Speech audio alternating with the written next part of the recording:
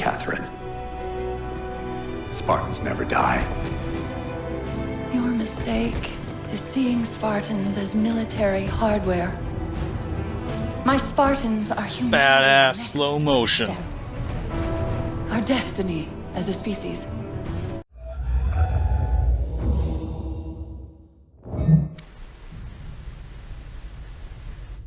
Yo, what is up guys, this is Tyrannic Swine here, and welcome to another game review. This time I am reviewing Halo 4, the fourth main installment in the Halo franchise.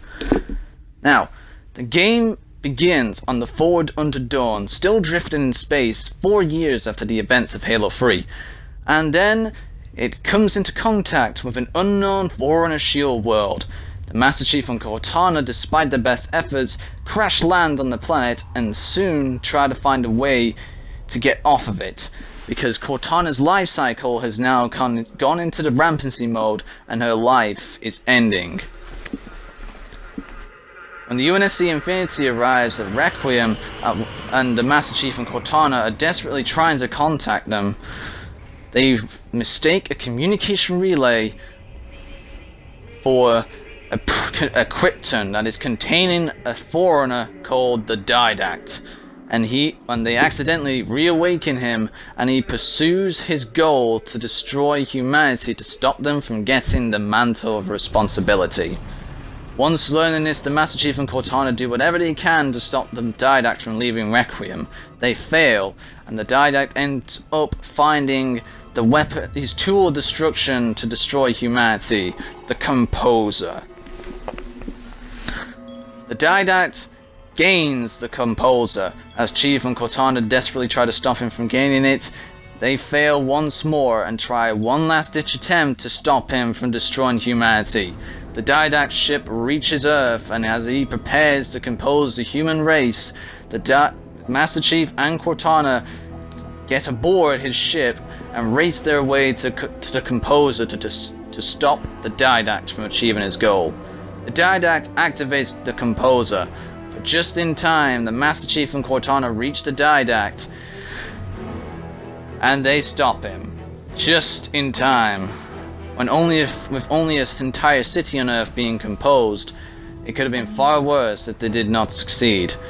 Though in the end, not everyone comes out alive, as Cortana, in the end, does die.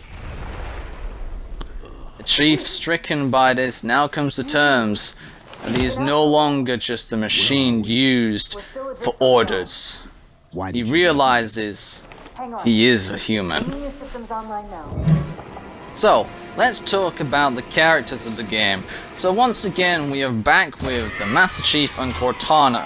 It has been 4 years since the events of Halo 3, but their characteristics haven't changed one bit.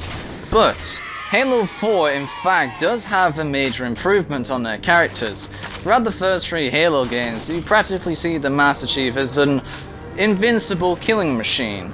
Halo 4 shows that there is humanity inside of him, and that he isn't just used for killing enemies. He has feelings as a person.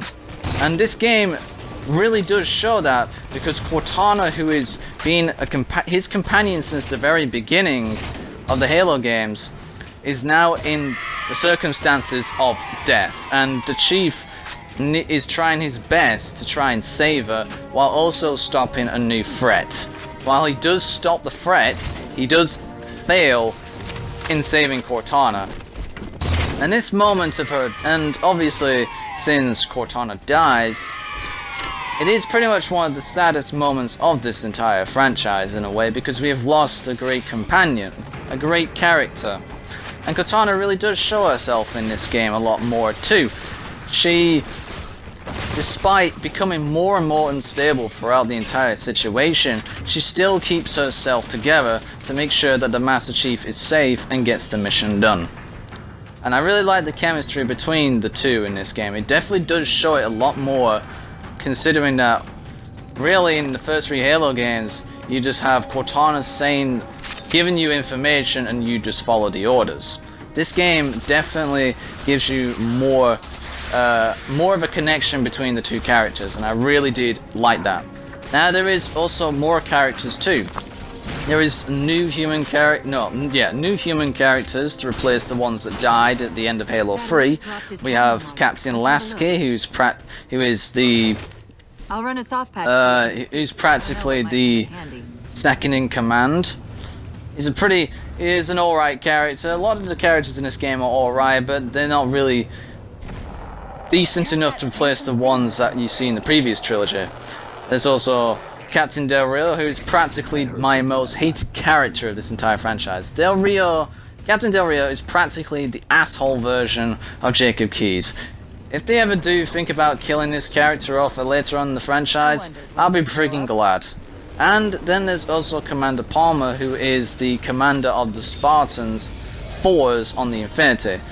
Now, considering her character, she's actually alright, in my opinion. I don't get why she gets so much hate. Yes, technically she does do certain things I'll explain later on in the video, but I don't really see why that gets her so much hate.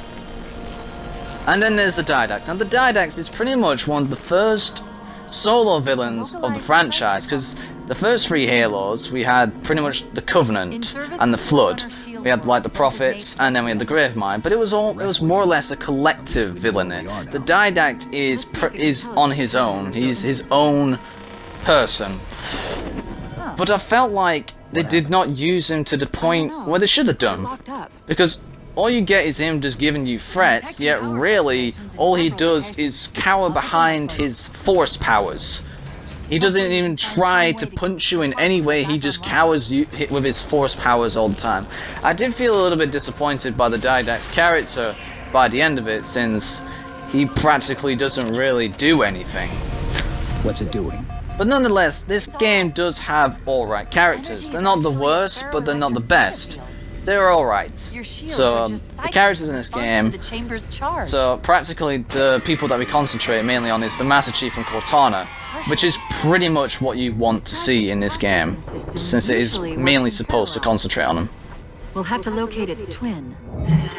Okay, so let's talk about the level design of this game. Now, there is overall 8 missions. Now, you may think that's pretty much the same amount as Halo 3, but I think if I compare Halo 3 and Halo 4's mission length, Halo 4 is probably longer by about an hour or so, because the missions in Halo 4 feel pretty big and long, especially missions like Requiem, Infinity, Reclaimer, and Midnight. About almost half of the missions feel pretty long. They're the main long ones, but I really did like the way the game looked. I really liked the new setting. Instead of placing us on a new Halo ring, like as all the other Halos, except Halo 3. Well, no, actually, technically Halo 3 did actually put you on another Halo. We are on a foreign installation that was first used in Halo Wars, which is interesting enough. And it's nice to see this concept return, because Requiem was an interesting place. It's like there was a lot. I liked the environment around it. I liked the settings and everything. It's like when you look up, instead of seeing a ring, you now see a roof, a metallic roof, and I really did enjoy. I really did actually like most of the missions in the game. I don't know if I think the only mission I didn't entirely enjoy was probably Forerunner, mainly because it was a bit of a stupid mission, really. It was a difficult mission, I'd say.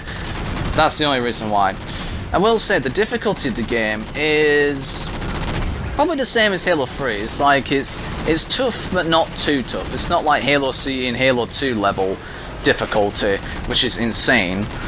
And overall I really liked the missions of this game. It's like it felt really quite structured well.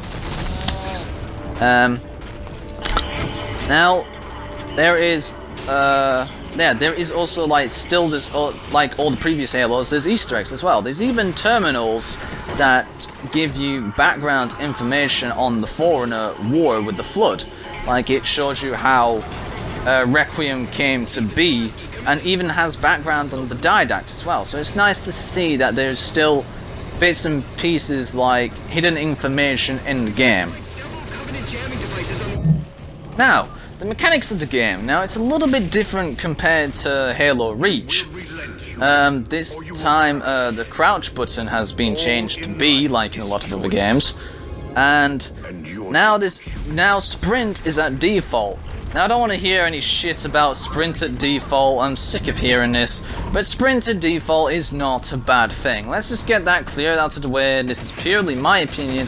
But sprint at default, even yes, in a Halo game, does not make it Call of Duty, okay? Sprint has been used in so many games, even before Call of Duty came to existence. Let's just get that out of the way. Alright? Yes, sprint is a default, okay. Now, there is even a grenade indicator. I don't give a shit about that either.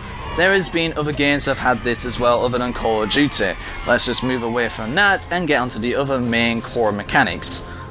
Now, obviously, you still can carry 2 weapons. Armor abilities are still in this game from Halo Reach, though luckily the armor lock is no longer around anymore, which is, thank God, a savior, and it's replaced by a more, let's say, a more friendly, a more fair armor ability, and that's Hard Light Shield. The shield system's back to the way it was from Halo 3. Instead of Halo Reach, where you have the shield and the health system, so there's no longer med packs. Yeah, its fall damage is also is again around, not as much as Halo Reach, but it's still around, and there is a lot of new weaponry, especially. Well, especially since there is a new faction of enemies in the game. Now, you do have the Covenant, but they are practically just the normal ones from... It's pretty much the amount that you see in Halo CE, which I thought was a bit disappointing, seeing how they got rid of, like, a lot of Covenant Covenant types in the game.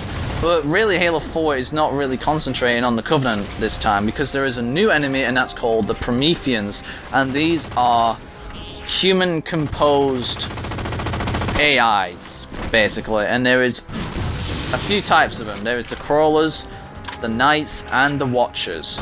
Now, the Crawlers are the grunt type infantry, the Knight are the heavy units, and the Watchers are like support units. And Watchers are a pain in the ass. If you're gonna go into combat against the Prometheans, kill the Watchers first. For the love of God, they suck. Now, back to the weapons, there is actually quite a lot of new weaponry in the game. Sort of. The Covenant don't really have many new weaponry. All they get is the Storm Rifle, which is basically a better version of the Plasma Repeater from Halo Reach. And practically all the other weaponry is the same stuff we've seen before. We have the Carbine returning, the Beam Rifle, Plasma Pistol, Needler, Furor Cannon, Plasma Turret, Plasma Grenades, and I believe that's it. There's no more Plasma Rifle, sadly. But it would feel a bit useless because of the Storm Rifle. Now, humanity has the same weapons as always. We have the Assault Rifle Magnum, the Battle Rifle returns, the DMR returns. The grenade launcher is no longer in the game, but we have a new one called the Sticky Detonator, which was a pretty cool replacement. We even have an LMG, which is called the SAW. We have the shotguns back, rocket launcher, sniper rifle, Spartan laser, they're all here. I don't know if there's I think that's it for the human weapons. And the Promethean weaponry, we have the Bolt Shot, which is a stupid weapon, I may say. You have a primary fire, which is semi-automatic, but if you charge it up, it has like a shotgun type blast, and that's overpowered for just people hiding around the corner in multiplayer. It's a piece of shit, is the Bolt Shot. But other than that, the Suppressor, which is a shorter range, fully automatic assault rifle, light rifle, Scatter Shot, which is a shotgun, Binary Rifle, which is a one-hit kill sniper rifle, and the Incineration Cannon, which is a pretty destructive, heavy weapon. And the light rifle is pretty much like combining the Carbine and the DMR in a way. So yeah, there's a lot more weaponry, and new enemy types as well. Now, one of the few disappointing aspects of the game is its lack of vehicles. Now, Halo is known for having a decent amount of vehicles, but Halo 4 doesn't really introduce many new vehicles. I mean, it kind of does, but only one of them is usable. We have the same normal vehicles as before: the Mongoose, Warthog, Scorpion, Ghost, Wraith, pretty much the Banshee, pretty much the classic vehicles. Sadly, there is no flyable UNSC vehicle for some reason, which was a bit odd, and there's no Promethean vehicles either, which was also a bit odd. So yeah, the amount of vehicles in the game was surprisingly disappointing. I mean, the UNSC only get one new vehicle, and that is the Mantis, which was a pretty cool vehicle nonetheless, but one vehicle, not a lot really to keep me into the vehicle aspect of the game. Now, there is a mission in the campaign of Halo 4 that is where you can go into a flyable Pelican, which is surprising how it has taken more than 10 years to create a mission with a flyable Pelican. That Easter egg in Reach does not count, by the way. So yeah, there is a few other vehicles as well, like the Mammoth and the Leash, but they're not really flyable vehicles. They're more or less just plot device vehicles, really. The Leash is like a flyable Scarab, really, and it's pretty much it's pretty much a boss vehicle. So yeah, the vehicles in the game is a little bit disappointing. Would have been nice to have seen a few new ones, but yeah. Now, I will say, now let's get to the soundtrack of this game. Now, I don't know why people were disappointed by the soundtrack. Yes, it's a lot more different than what we usually know, but this is a new story. This is the beginning of a new segment, so it would have not felt right to have had the same kind of music when really the story is changing, when we are leaving behind the Halo rings and moving on. So, and I actually thoroughly enjoyed the music in this Halo game. It's actually got some very decent soundtracks in it compared to the other Halo games. I'm really glad that they actually did change. They changed the music quite a bit. I mean, there were bits and pieces of the music that had remnants from the old Halo franchise, from the old trilogy.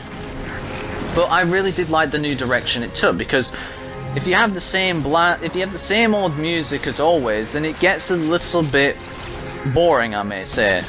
So I'm glad that they did change the music to suit, because the music actually did suit the way the game went out. So, and it fitted the situation pretty nice.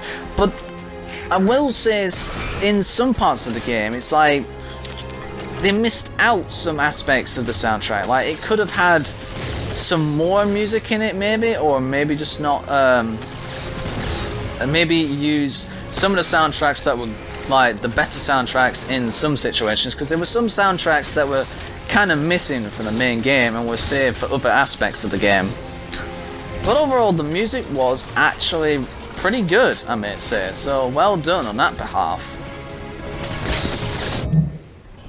Right, now we come to pretty much the reason why people practically hate this game in some way. Well, maybe the majority. And that is Spawn Ops. Now, Spawn Ops is pretty much a secondary campaign to the main one. It's set 6 months after the events of Halo 4, and you are a Spartan team known as Crimson Team. And you have gone on an expedition to Requiem, which is to learn more about it. And you basically just fight the Covenant and the Prometheans a lot in over 50 missions. Now, Spawn Ops, I will say, for a secondary campaign and the story that it provides, is actually interesting, and it was actually, if it actually continued on to Halo 5 Guardians, which, for instance, it did not, and I will explain that in my Halo 5 review, it would have been interesting to have seen where the story in Spawn Ops would have gone, because the Spawn Ops storyline was actually pretty interesting for it. I mean, it even shows that characters that you didn't see often in the campaign, and even some more new ones, it even explored them more, even between Captain Lasky and Commander Palmer. And Spawn Ops is pretty much where the reason why people hate Palmer. I don't get why. because all she did was shoot Catherine Halsey in the arm. That's it. Besides, Catherine Halsey was becoming a bit of a bitch anyway at this point. So yes, but the thing about Spawn Ops, the reason why it's pretty bad is because of its missions. I mean, very few of the episodes are non-repetitive missions. I mean, the missions repeat themselves over and over, and it does get pretty boring just killing enemies just right there, here and there. I mean, they do add in objectives in some episodes, but it's not really that much. And it really does hurt it really does hurt the score of Spawn Ops in ways. Yes, it has a decent story, but the repetitive missions and, in a way, repetitive. It is pretty damn repetitive. Is Spartan Ops, practically. I mean, and even some of the other characters aren't all that decent, like Majestic Team, who are not really all that decent. But Spawn Ops did provide us with actually pretty much my most favourite villain of the entire Halo franchise so far, and that is Julian Dharma. He was actually a pretty good villain, I may say, and he was part of the Covenant. He's an elite, and he does actually give the Covenant a good name for villainy for once. But sadly his potential was wasted later on in the Halo franchise, and we'll get to that at some point as well. So yeah, Spawn Ops was a bit disappointing in most aspects of the game. It did provide a bit more information on the story, but playability wise, it doesn't give you much. I mean, playing on Legendary as well can be a bit of a pain as well, and it can drive you away from it. So yeah, Spawn Ops, it was a good idea, just not executed properly. Right, and finally we reached the multiplayer. Now the multiplayer is another reason why people kind of take the hate out in this game. And I have to say, the multiplayer in this game was thoroughly enjoyable. A lot more than any other Call of Duty game, and it was definitely a lot more fun than that abomination that was Halo Reach. Halo Reach, to me, has the worst multiplayer of any Halo game. Halo 4's multiplayer, on the other hand, was better. Now, it keeps the loadout system that Halo Reach had, but it kind of tunes it in a way where you can actually customize it more. Not as stupidly as Call of Duty does, but still at a rate where you can still do something with your loadout. Now you can have like a primary and a secondary, and you can there is even a perk where you can, well, not perk, you can have, yeah, let's just call it a perk. There is a perk that gives you the ability to carry 2 primaries at once, which is what I mainly use. And there is, you can select your armor ability, you can even put camos on your primary weaponry, and even your secondary, which require to be unlocked by either killing a certain type of Covenant enemies, or just by leveling up.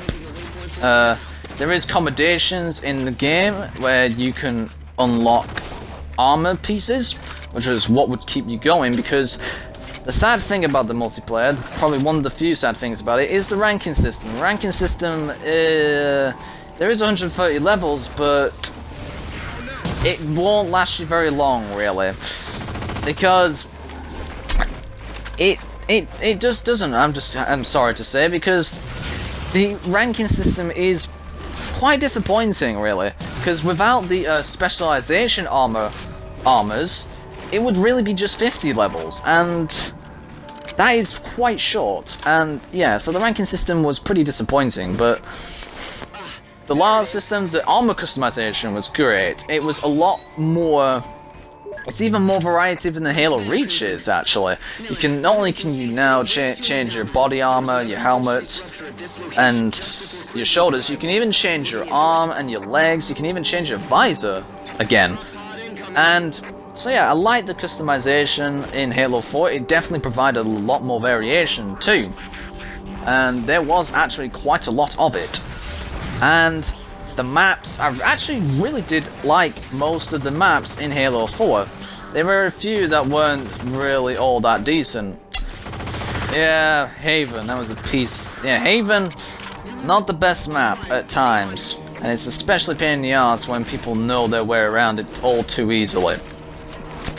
But I did like most of the maps, and I liked that there was a lot less remakes. There was only like, what, 2 remakes of maps from previous Halo games compared to like probably every single map in Halo Reach. So Halo 4's maps were at least original compared to Halo Reach. So yeah, so Halo 4's multiplayer was definitely improved upon from Halo Reach. It still keeps most of the mechanics. It just, like I said, the lack of vehicles does make the multiplayer suffer a little bit. With the Banshee being the only flyable vehicle, it does kind of make it a bit. It kind of makes the vehicles a bit wanting more, really. Like, I wanted more from the vehicles, but overall, the multiplayer, I think, was really fun. And so overall, I'm going to give Halo 4 an 8 out of 10. So, that is my review of Halo 4. I hope you have enjoyed this video, this review. Leave a like if you want to, and put a comment down below of what you think of the game. And I will see you guys in the next random video.